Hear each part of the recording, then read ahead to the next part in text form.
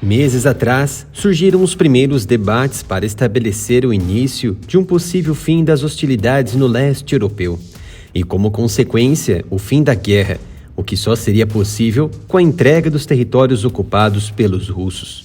Antes de 2022, a Rússia ocupou 42 mil quilômetros quadrados do território ucraniano, a Crimeia e partes de Donetsk e Luhansk, e adicionou mais de 119 mil quilômetros quadrados após sua invasão em grande escala em 24 de fevereiro do ano passado, um total de 161 mil quilômetros quadrados, ou quase 27% do território da Ucrânia, nas mãos da Federação Russa.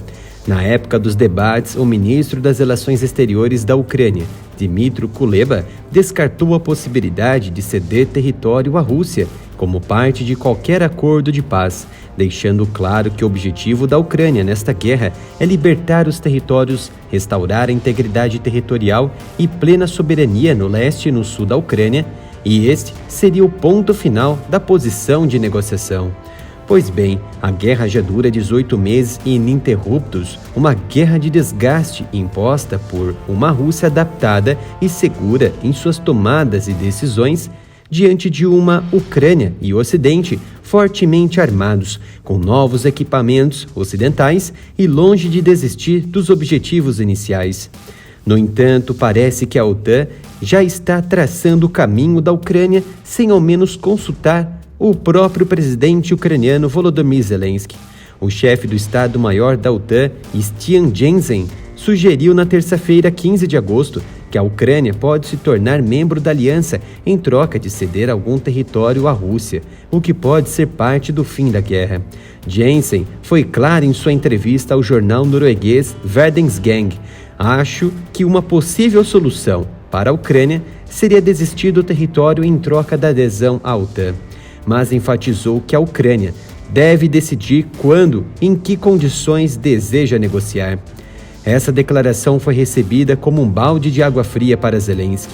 Já para algumas autoridades políticas e militares ucranianas, foi vista como uma traição e perda da confiança pelo alto escalão otaniano, que poderia estar negociando de alguma forma tais decisões em troca de paz.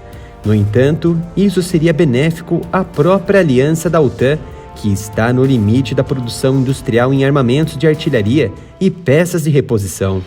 O presidente ucraniano enfatizou repetidamente que a Ucrânia não estava disposta a ceder nenhum território à Rússia em troca do fim da guerra. Zelensky disse anteriormente que libertará o território com meios militares, diplomáticos e todos os outros meios disponíveis até chegar às fronteiras legais da Ucrânia.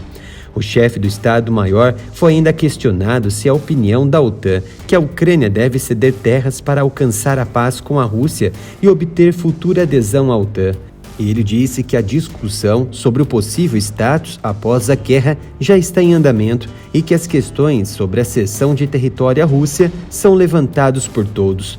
Jensen salientou que não estou dizendo que tem que ser exatamente assim, mas pode ser uma provável solução. O secretário-geral da OTAN, Jens Stoltenberg, havia dito em junho que os aliados devem continuar a aumentar a entrega de equipamentos militares à Ucrânia, enquanto luta para recuperar o território das forças de ocupação russas. As declarações de um alto escalão da OTAN, que destacou as possíveis soluções como decisão de todos os membros, são preocupantes e revelam as mensagens denotativas demonstradas pela Aliança e Estados Unidos durante os meses da guerra na Ucrânia. Os Estados-membros da Aliança foram resistentes em liberar seus equipamentos mais formidáveis e eficientes para apoiar a Ucrânia, tanto pela possibilidade de ficarem sem recursos, reservas, quanto o sentimento de ser um conflito que não lhes pertence, por ser exclusivamente na Ucrânia. No entanto, analistas consideram que a guerra no leste europeu mostra o dever de todos os europeus na luta contra o expansionismo daqueles que não seguem o estilo de vida e a política ocidental, ou seja, contra o avanço russo e chinês. Já conferiu as nossas novas camisetas na loja Ara Militar? As estampas estão incríveis. Temos canecas e botões com temas variados. Tudo por um preço justo. Acesse umapenca.com/aramilitar e pelo link fixado nos comentários. o chefe de gabinete do secretário-geral da OTAN, Jens Stoltenberg, realmente criou um pouco de confusão e desconforto internacional com sua sugestão sobre como a Ucrânia pode obter sua cobiçada adesão à OTAN. E pior, colocou todos os Estados-membros no balaio de gato. O mais estranho até agora é que nenhum Estado-membro questionou ou negou a declaração de Steen Jensen. Isso evidencia a veracidade das declarações jogadas ao ar pelo chefe de gabinete de Stoltenberg. O conselheiro presidencial ucraniano, Mikhailo Podolyak, foi ao Twitter para criticar a sugestão. Segundo ele, trocar território por um guarda-chuva da OTAN é ridículo. Isso significa escolher deliberadamente a derrota da democracia, encorajar um criminoso global, preservar o regime russo, destruir a lei internacional e passar a guerra para outras gerações. A realidade é uma só. Como analista, eu busco analisar os dois lados penosamente. Se as declarações se confirmarem, não haveria alternativa a Kiev. Ou entrega os territórios ou ficará sem armas, apoio econômico e adesão à aliança. Isso afastaria temporariamente o guarda-chuva convencional da OTAN e o nuclear ainda mais longe, favorecendo o avanço avassalador da Rússia por toda a Ucrânia em questão de semanas. Talvez essas últimas decisões da OTAN possa estar relacionada com a falta de alternativa para escoar os grãos que estão atualmente retidos na Ucrânia. Ou seja, a Ucrânia não atende mais às necessidades do Ocidente.